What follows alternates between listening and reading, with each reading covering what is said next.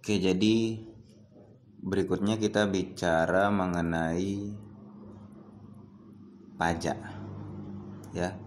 Jadi pajak ini kalau kita merujuk pada definisinya, ya, di dalam pasal 1 ayat 1 KUP, ya. Undang-Undang KUP, di sana dikatakan bahwa pajak itu adalah kontribusi wajib, ya, kepada negara yang terutang oleh orang pribadi atau badan yang bersifat memaksa berdasarkan undang-undang dengan tidak mendapatkan imbalan secara langsung dan digunakan untuk keperluan negara bagi sebesar-besarnya kemakmuran rakyat. Jadi di sana dikatakan pajak itu adalah kontribusi wajib kepada negara yang terutang, ya. Yang terutang, siapa yang berutang? Orang pribadi atau badan, ya. Nah, kemudian sifatnya bagaimana? Sifatnya memaksa berdasarkan undang-undang, gitu ya. Kenapa berdasarkan undang-undang? Karena kita di dalam Undang-Undang Dasar pasal 1 ayat 3 kita adalah negara hukum, ya. Dan kemudian sebuah negara hukum, prinsip dasar daripada negara hukum itu adalah dia sangat konsisten terhadap prinsip legalitas, ya. Artinya adalah sesuatu itu perlu diatur dulu, ya. Jadi kalau mau memberikan sanksi terhadap pencurian misalnya, maka buat dulu undang-undangnya. Mau supaya orang menyalakan lampu kendaraan pada siang hari, buat dulu undang-undangnya. Ya, artinya undang-undang itu adalah rule of game-nya, aturan mainnya. Tanpa undang-undang maka tidak bisa. Apalagi mau dipaksakan, dijalankan sama masyarakat saja barangkali akan timbul perdebatan, gitu ya. Jadi konsep daripada negara hukum itu adalah dia sangat berpegang teguh pada prinsip legalitas. Segalanya harus berdasarkan undang-undang. Jadi kita melakukan segala sesuatu itu harus ada dasarnya, ya. Negara kalau mau melakukan pungutan atau apapun itu harus ada dasar hukumnya, dasarnya dulu yang dibuat. Makanya misalnya, ya, pemerintah mengatakan akan jadi pemerintah kemarin itu sempat, ya, dia ingin supaya apa namanya angsuran orang itu dia tidak ditagih dulu, itu ya. Itu kalau pemerintah cuma ngomong nggak bakalan bisa di lapangan. Itu bisa saja nanti berkelit finance di lapangan atau bank di lapangan, gitu kan. Tapi kalau sudah ada aturannya, sudah ada undang-undangnya dia buat, maka mereka tidak bisa berkelit lagi. Dan ketika undang-undang itu disahkan, ditetapkan, begitu kan, ya memang jadi undang-undang itu kan bisa yang mengajukan itu legislatif. Pada prinsipnya undang-undang itu ranah legislatif. Tapi eksekutif juga bisa mengajukan undang-undang, gitu kan. Nanti untuk pengesahannya baru perlu mendapat persetujuan daripada eksekutif kalau legislatif yang mengajukan, ya. Kalau eksekutif yang mengajukan maka nanti dibahas bersama. Nah, ketika itu sudah disahkan, sudah ditetapkan dan disahkan, maka berlakulah asas fiksi hukum itu. Semua dianggap tahu aturan, semua dianggap tahu undang-undang itu dan wajib untuk dilaksanakan. Itu nggak bisa lagi berkelit orang di lapangan. Nah, itulah prinsip legalitas itu seperti itu. Prinsip legalitas itu dia ada jauh sekali sejak 1700-an Masehi, ya, pada waktu itu dengan tokohnya von Anselm, John Anselm von Verbach namanya, tokoh dari Prancis, ya. Artinya sebuah aturan itu dia harus ketat, tidak boleh dia didefinisikan lain oleh orang, kemudian dia harus terang, artinya bahkan orang yang tidak bukan orang hukum saja paham mengenai aturan itu ketika dia membacanya, dan dia harus jelas.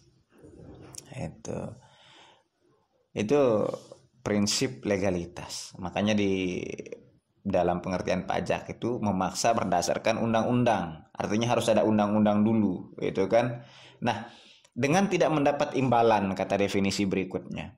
Ya memang imbalan itu dia tidak diberikan secara langsung oleh negara, tapi dia dialihkan melalui pembangunan dan sebagainya. Makanya dia katakan tidak mendapatkan imbalan secara langsung dan digunakan untuk keperluan negara bagi sebesar-besarnya kemakmuran rakyat. Itu definisi pajak menurut pasal 1 ayat 1 Undang-Undang KUP.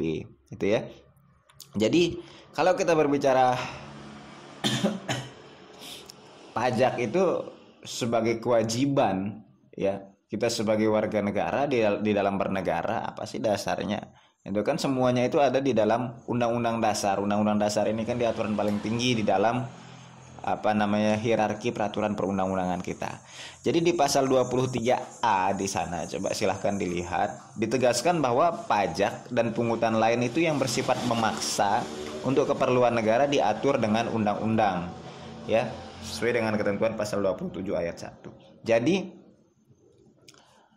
di sana dikatakan, ditegaskan bahwa pajak dan pungutan lain yang bersifat memaksa untuk keperluan negara diatur dengan undang-undang. Kenapa dia perlu diatur dengan undang-undang? Karena undang-undang dasar itu dia hanya memuat hal-hal yang sifatnya umum saja.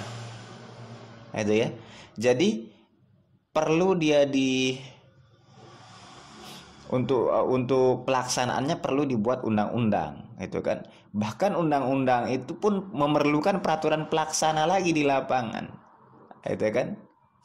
Baik dalam bentuk peraturan menteri atau dan sebagainya, gitu kan. Nah itulah artinya seperti itu. Jadi di samping pasal 23A tersebut, ya, sebenarnya ada juga dasar hukum lainnya. Misalnya, ya, peraturan-peraturan aturan peralihan di dalam Undang-Undang Dasar, ya, pasal 1-nya, ya, Amandemen keempat Undang-Undang Dasar Negara Republik Indonesia tahun 1945. Ya, di sana dikatakan bahwa segala peraturan perundang-undangan yang ada masih tetap berlaku selama belum diadakan yang baru menurut Undang-Undang Dasar ini. Ini kan aturan peralihan untuk mengisi jangan sampai terjadi kekosongan hukum itu pada waktu itu. Mengenai tata urutan peraturan perpajakan yang dimulai dari Undang-Undang Dasar sampai dengan pada pengumuman, ya, sudah saya taruh di slide, ada 24, ya, hierarkinya. Pertama Undang-Undang Dasar, kemudian ada undang-undang, kemudian ada Perpu. Ini di dalam peraturan perpajakan, ya. Kemudian ada PP, peraturan pemerintah, ada peraturan presiden, ada kepres, ada instruksi presiden, keputusan bersama menteri, sampai dengan surat dari sekretaris Dirjen Pajak, surat kawat dan pengumuman. Itu silakan dilihat saja di slide-nya, ya. Jadi kalau kita berbicara sekarang apa sih definisi daripada hukum pajak itu? Maka hukum pajak itu dia merupakan hukum fiskal, ya. Keseluruhan dari aturan-aturan, ya, yang meliputi kewenangan pemerintah untuk mengambil kekayaan seseorang dan menyerahkannya kembali kepada masyarakat melalui kas negara, ya. Jadi dia aturan-aturan yang sifatnya fiskal, ya. Jadi di dalam hukum pajak itu ada kewenangan dari negara untuk mengambil kekayaan seseorang, ya. Setelah diambil kekayaan itu dan diserahkan kembali kepada masyarakat melalui kas negara dalam bentuk yang berbeda, seperti definisi pajak tadi itu, ya. Ada saya sertakan 3 definisi di sana dari Prof. Rahmat Sumitro, kemudian ada Prof. Smith dan Prof. Andriani. Saya bacakan satu saja, ya, yaitu bahwa pajak itu adalah iuran rakyat kepada kas negara berdasarkan undang-undang dengan tidak mendapatkan jasa timbal balik yang secara langsung dapat ditunjukkan dan yang digunakan untuk membayar pengeluaran umum. Jadi sebenarnya definisinya pajak ini sama seperti yang saya bilang tadi. Yang pasti dia itu adalah pemungutan iuran langsung rakyat kepada negara, sifatnya wajib, memaksa, itu kan. Apabila tidak dibayar oleh wajib pajak, maka ada sanksi pajaknya. Kemudian negara tidak memberikan timbal balik secara langsung, melainkan dalam bentuk prestasi yang berbeda, baik itu dalam pembangunan umum dan sebagainya, itu ya. Nah, Silakan dilihat definisi-definisi dari profesor yang lain juga di dalam slide itu. Maka kemudian bisa kita simpulkan bahwa ya, kita ambil saja poinnya dari berbagai definisi tersebut. Yang pertama, pajak itu poinnya yang pertama adalah iuran dari rakyat kepada negara. Ya, iuran wajib dari rakyat kepada negara. Yang kedua, dia berdasarkan undang-undang. Yang ketiga, tidak ada timbal balik secara langsung. Dan yang keempat, dia digunakan untuk sebesar-besarnya kemakmuran rakyat, ya. Nah, sampai di sini definisi pajak dan hukum pajak, kemudian definisi hukum itu sudah kita bahas secara sederhana saja. Kemudian kita berbicara hukum pajak itu dia masuk kategori hukum privat apa hukum publik sih? Ya, kalau kita berbicara kan hukum ini dia dibagi, ada hukum perdata, ada hukum publik, begitu kan? Nah, hukum publik ini pembagian secara simpel saja sebenarnya, karena ada hukum internasional juga. Nah, hukum publik, di dalam hukum publik ini ada hukum tata negara, hukum administrasi negara, hukum pajak, dan hukum pidana. Ya, hukum perdata itu dia sifatnya privat. Ya, jadi hukum publik di dalamnya ada hukum tata negara, hukum administrasi atau hukum tata usaha negara, ada hukum pajak dan hukum pidana. Hukum internasional itu juga termasuk, ada hukum internasional publik dan ada hukum internasional yang privat, itu kan. Nah, dari sisi itulah kita membedakan mana yang menjadi hukum publik dan mana yang menjadi hukum privat. Lalu apakah ada keterkaitan antara hukum pajak ini dengan hukum-hukum yang lain? Sebenarnya sederhana saja, pasti ada keterkaitannya, ya, karena dia saling berinteraksi semua aturan perundang-undangan itu. Kalau kita berbicara hukum administrasi negara, maka dia akan memiliki kaitan dengan hukum tata negara. Ya. Kemudian di dalam undang-undang hukum administrasi negara ada kalanya dia membahas hal-hal yang mengenai hukum perdata juga, itu kan. Dan kemudian pasti kalau terjadi pelanggaran ada sanksi pidananya, maka itu berarti dia memiliki keterkaitan dengan hukum pidana. Seperti itulah. Jadi semua hukum itu dia selalu memiliki kaitan dengan hukum-hukum yang lainnya. Misalnya lah, kalau kita berbicara hukum pajak ini, kalau di dalam hukum perdata kaitannya seperti apa gitu kan?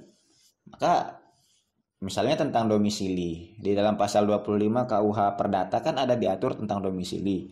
Nah, tapi di dalam hukum pajak sebagai lex spesialisnya dia menerapkan secara sendiri apa sih yang dimaksud domisili tersebut. Padahal sudah ada di dalam KUH Perdata. Itu ya. Ada di dalam Undang-Undang KUP pasal 2 ayat 1 dan 2. Nah, itulah kita bilang jadi ada keterkaitan antara hukum perdata dan hukum pajak. Lalu kaitannya dengan hukum pidana ya sederhana seperti kita bilang tadi. Semua aturan perpajakan itu pasti ada sanksi pidananya. Pasti ada sanksi pidana. Kenapa sih harus ada sanksi pidana itu? Lagi-lagi kini kita berpikir bahwa jadi di dalam sanksi pidana itu kalau kita berbicara prinsip legalitas tadi, ada namanya teori psikologis Cheswang, ya. Psikologis Cheswang itu adalah ajaran psikologis. Jadi memang sanksi itu dia diperlukan, ya, sanksi pidana itu dia diperlukan. Kenapa?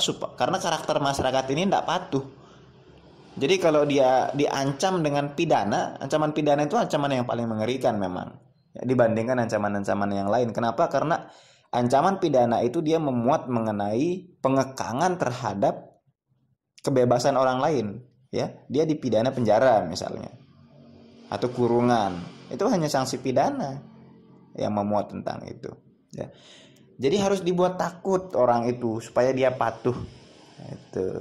Itulah teori psikologis Cheswang itu. Makanya di semua aturan perundang-undangan hampir selalu ada, ya, sebagian besar hampir selalu ada sanksi pidananya. Dalam Perda ada, dalam peraturan-peraturan daerah, ya. Kemudian bahkan dalam Perdes, ya, kalau ada yang menjadi tokoh aparat desa begitu kan, mau membuat aturan, kerap kali di sana juga ada sanksi, ya, ada sanksinya, entah dia dalam bentuk cemohan barangkali atau dalam bentuk denda barangkali, ya. Nah, sanksi denda itu kan dia dikenal di dalam sanksi pidana. Nah, di perdata juga memang ada ya. Kalau kita berbicara uang prestasi itu. Nah, itulah dia. Jadi ternyata ada kaitan juga. Lalu bagaimana dengan hukum tata negara? Apalagi hukum tata negara gitu kan yang membahas tentang negara secara umum. Ya, bila terjadi sengketa perpajakan misalnya ya di dalam apa namanya undang-undang mengenai pengadilan tata usaha negara. Ya. Bagaimana kalau terjadi apa namanya sebuah kasus, apakah diselesaikan melalui undang-undang menggunakan pengadilan tata usaha negara atau pengadilan perpajakan, itu kan? Jadi selalu ada keterkaitan antara aturan yang satu dengan aturan yang lain ya. Lalu berikutnya kita berbicara mengenai hukum pajak formal dan hukum pajak material. Nah, ini seperti saya bilang tadi, simple saja saya ingin menjelaskan. Silakan untuk penjabarannya karena kita apa namanya study from home ya. Jadi kita belajarnya mandiri. Gitu. Silakan saja, kita hanya membicarakan garis-garis besarnya saja. Meskipun demikian nanti waktu diskusi bisa ditanyakan. Ya. Pada sesi ini kita hanya membahas garis-garis besarnya saja.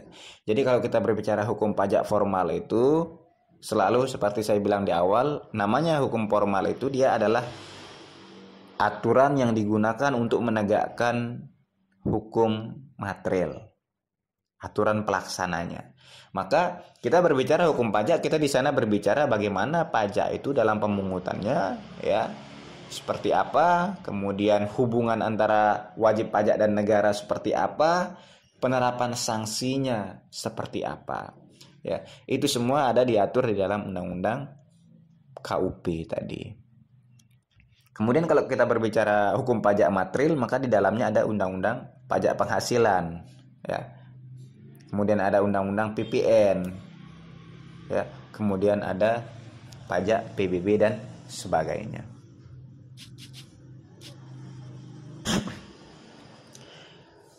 Terus kalau kita berbicara mengenai pungutan pajak, ya kan ada pajak pusat dan ada pajak daerah ya. Kemudian ada juga pajak pusat dan daerah. Nah, ini silakan dilihat nanti masing-masing aturan-aturannya ya, baik dalam bentuk perda atau undang-undangnya. Karena kalau kita bahas semuanya hampir mustahil. Mustahil. Jadi kalau mengenai pajak pusat di sana kan ada pajak penghasilan ya, nanti dilihat undang-undangnya. Kemudian ada pajak pertambahan nilai, yang dimaksud itu apa, kemudian apa namanya prosedurnya seperti apa, itu pungutannya seperti apa. Kemudian ada pajak penjualan atas barang mewah misalnya. Kemudian ada pajak bea matre, bea lelang, bea masuk, atau kemudian pajak cukai. Itu semua merupakan pajak pusat. Nah, semua yang tadi saya bilang tadi silakan dilihat aturan-aturannya untuk lebih memperjelas dan kita bisa menghemat waktu. Itu kan, tinggal nanti kalau ada yang mau ditanyakan silakan ditanyakan. Kemudian ada yang dimaksud dengan pajak daerah. Nah, pajak daerah ini tentu pajak yang dipungut oleh pemerintah daerah. Ada di sana pajak reklame, pajak kendaraan bermotor, pajak hotel dan restoran di daerahnya tentunya, bukan di daerah orang lain gitu kan. Karena dia kan daerah masing-masing. Kemudian ada pajak tontonan, kemudian ada pajak reklame dan seterusnya. Silakan nanti dicari saja yang lain karena banyak sekali memang. Kemudian ada yang dimaksud pajak campuran. Ini pusat dan daerah yang punya kewenangan untuk memungut ya. Misalnya PBB dan bea perolehan hak atas tanah dan bangunan tadi itu. Apa sih bedanya pajak sama retribusi? Itu kan sumbangan atau penerimaan negara bukan pajak. Nah, ini kan beda-beda dia kan.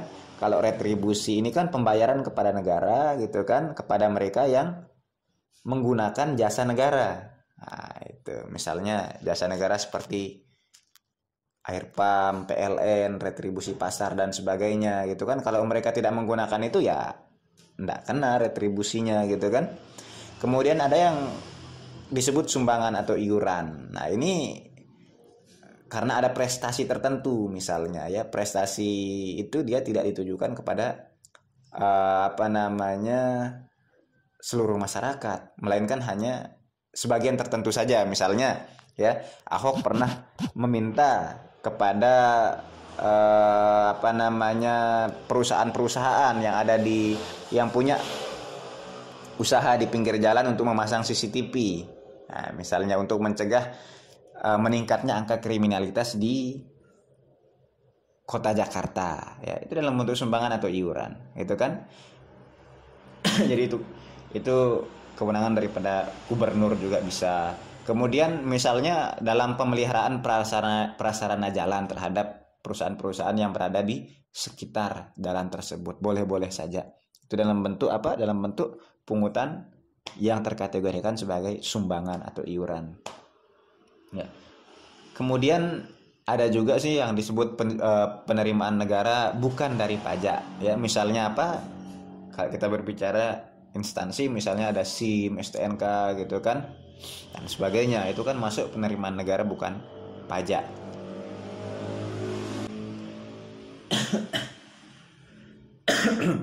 Nah, berikutnya kita bicarakan mengenai subjek, siapa yang menjadi subjek dan siapa yang menjadi apa yang menjadi objek daripada pajak itu.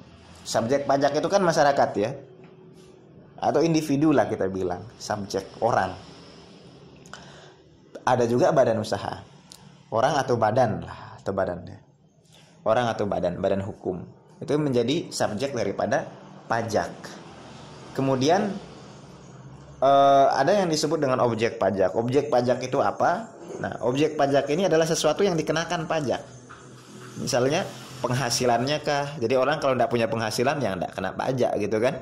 Kemudian apa namanya kekayaan tertentu barangkali yang dikenakan pajak karena punya mobil mewah atau barang-barang mewah barangkali begitu kan. Itu adalah objek pajak. Dokumen berharga, kemudian apa namanya perolehan hak atas aktiva misalnya, itu terkategorikan sebagai objek pajak. Nah, objek pajak dan subjek pajak inilah yang menjadi wajib pajak berdasarkan undang-undang KUP kita. Berikutnya saya ingin kita belajar mandiri kembali mengenai pajak PPh. Apa yang dimaksud pajak PPh itu? Apa yang dikategorikan pajak PPh itu? Subjeknya siapa saja, objeknya apa saja, kemudian subjek daripada PPN apa, itu kan? Siapa yang dimaksud pengusaha kena pajak itu? Dan kemudian sebenarnya ini semua sudah ada sih di slide, tinggal dibaca saja. Tapi untuk apa namanya lebih ininya, tidak apa-apa, kita belajar mandiri, kemudian nanti kita diskusikan sama-sama gitu ya. Kemudian subjek PBB itu apa? Siapa saja kan? Saya bilang tadi sudah, sebenarnya subjek itu pasti orang atau badan hukum ya. Nah, kemudian kenapa dia dikenakan pajak PBB? Kan biasanya karena dia punya suatu hak atas tanah atau bumi gitu kan, atau bisa jadi karena dia memperoleh manfaat atas bumi atau tanah tersebut, atau dia memiliki, menguasai, memperoleh manfaat atas bangunan gitu kan. Itu yang menjadi apa namanya subjek daripada PBB itu sendiri.